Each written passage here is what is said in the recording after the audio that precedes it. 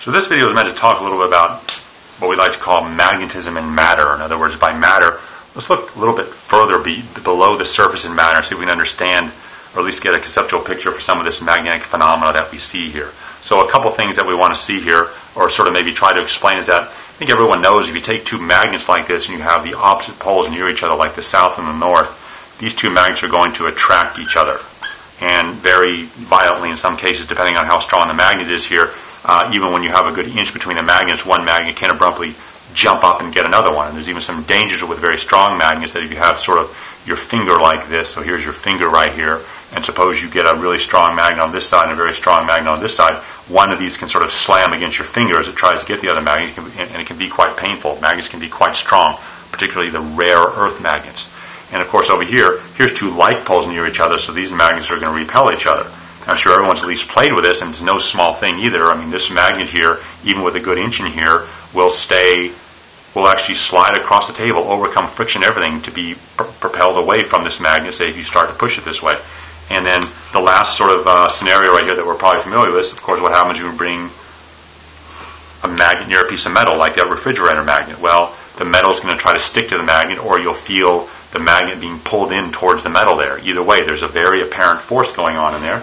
Okay, and so one of the things to think about in this context here is that, well, what actually is happening here, in this case here, is the field from this magnet here, this sort of that comes out of the North Pole like that, is immersing this magnet. This magnet over here is immersed in this one's field, and vice versa, but we're looking at this as an object right now.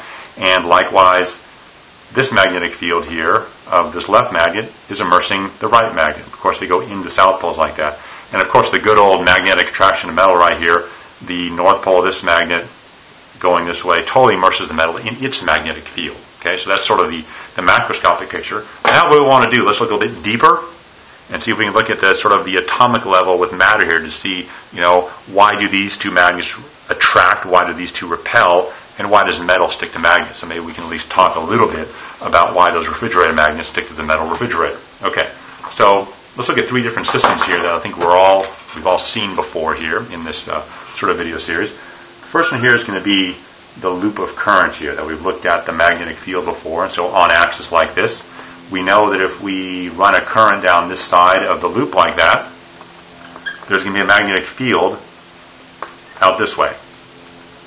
And there's going to be the same thing because of the same current. The magnetic field will sort of persist on both sides like that.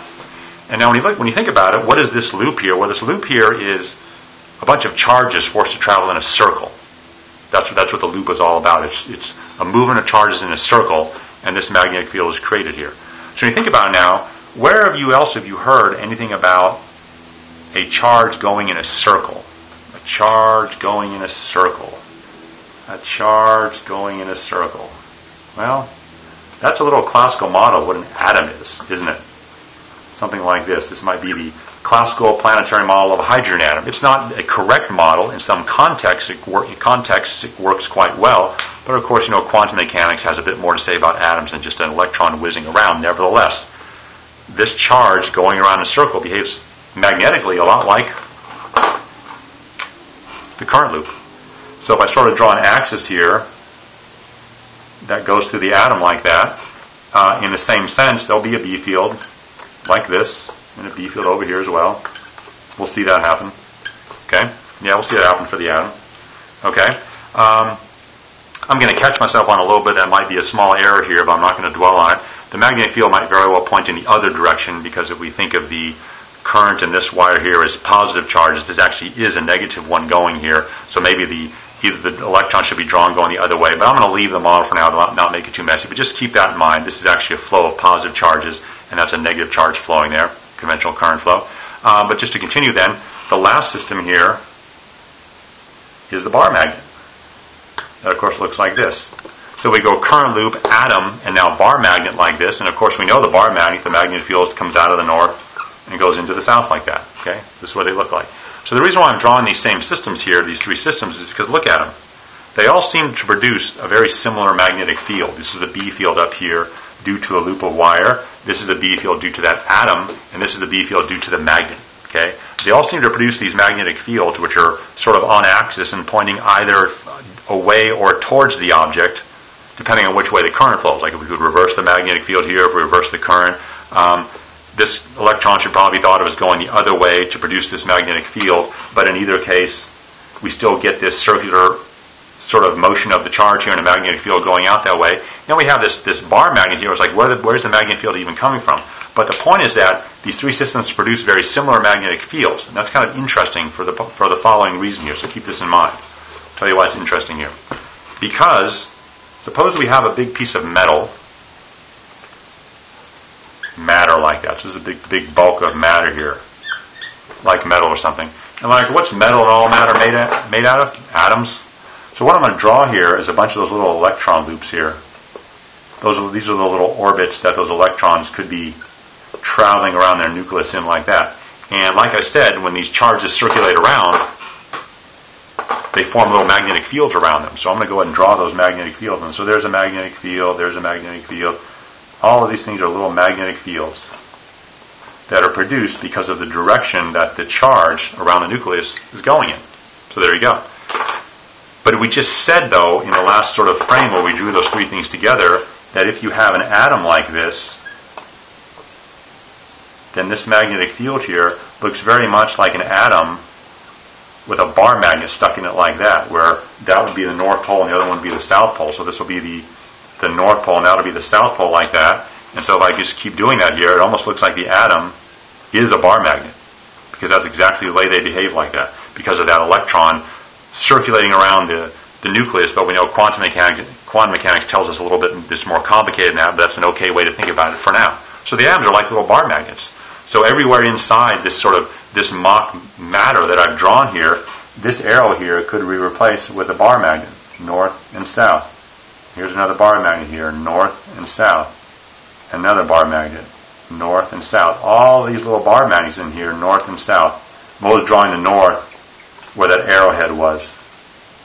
North and south. All these atoms can behave like bar magnets. So now, the question before us then, okay, fine. What happens when you take this matter here with all these little bar magnets in them, which we know are actually atoms, but they behave like bar magnets, and you put it near another magnet? So let's just put that North Pole here and that South Pole here. So what happens, of course, is the North Pole, the magnetic field lines are coming out, and they completely immerse this material in this magnetic field lines, which are coming out of it like that. Let me make sure you can see it here. Here's the metal over here, here's the North and South Pole, and here's the magnetic field lines coming out. So what will happen then? What happens when you bring magnets near each other? Well, they try to attract each other. But these atoms can't really move. These aren't the electrons. These are full atoms. They can't start moving in the matter, or else the whole thing will crumble. So the best they can do, they can align themselves as best they can, so that the north poles of the little atoms are going to try to get away from the north pole of the external magnet, and the south poles are going to try and orient towards it. So what will happen then is all these little magnets in here, all these little atoms, now not perfectly like this, but to a very high degree, are going to align like this, north and south, north and south, north and south, north and south. All the atoms are going to sort of do this. And we think kind of carefully, well, what's going on now? What happens if you take, Avogadro's number of magnets and get them all lined up? Well, what will happen then is this piece of metal here will start to behave like, since all the south poles are to the left, behave like there's a big south pole over here and a north pole over here. And look what you have. They look like two bar magnets next to each other. Of course they're going to attract each other.